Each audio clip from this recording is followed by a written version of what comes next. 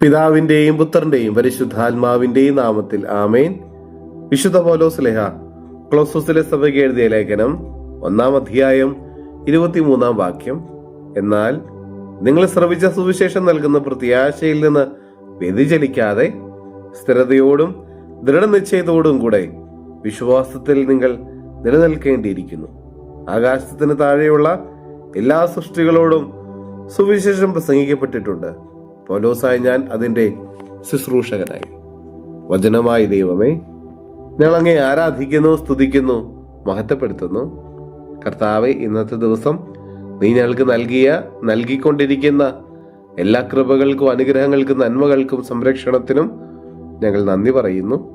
ഞങ്ങളെയും ഞങ്ങളുടെ കുടുംബത്തെയും ഞങ്ങളുടെ കൂടെയുള്ളവരെയും ഞങ്ങളുടെ എല്ലാ ആഗ്രഹങ്ങളും പദ്ധതികളും നിയോഗങ്ങളും ഈശോയെ, ഞങ്ങളുടെ എല്ലാ ഉത്കണ്ഠകളും ആവലാദികളും അസ്വസ്ഥതകളും രോഗങ്ങളും പീഡനങ്ങളും സഹനങ്ങളും എല്ലാം അങ്ങയുടെ കരങ്ങളിലേക്ക് ഞങ്ങൾ സമർപ്പിക്കുന്നു.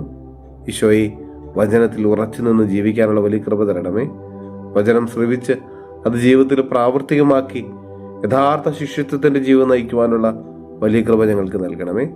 തമ്പുരാനെ, വചനം വായിച്ച് യഥാർത്ഥ മാനസാന്തരത്തിന്റെ ഫലം പുറപ്പെടുവിക്കാൻ ഞങ്ങളൊന്ന് സഹായിക്കണമേ. നമ്മുടെ കർത്താവ് മിശിഹായുടെ കൃപയും പിതാവായ ദൈവത്തിന്റെ സ്നേഹവും പരിശുദ്ധാത്മാവിന്റെ സഹവാസവും നാം എല്ലാവരോടും കൂടെ ഉണ്ടായിരിക്കട്ടെ, ഇപ്പോഴും എപ്പോഴും എന്നേക്കും. ആമേൻ.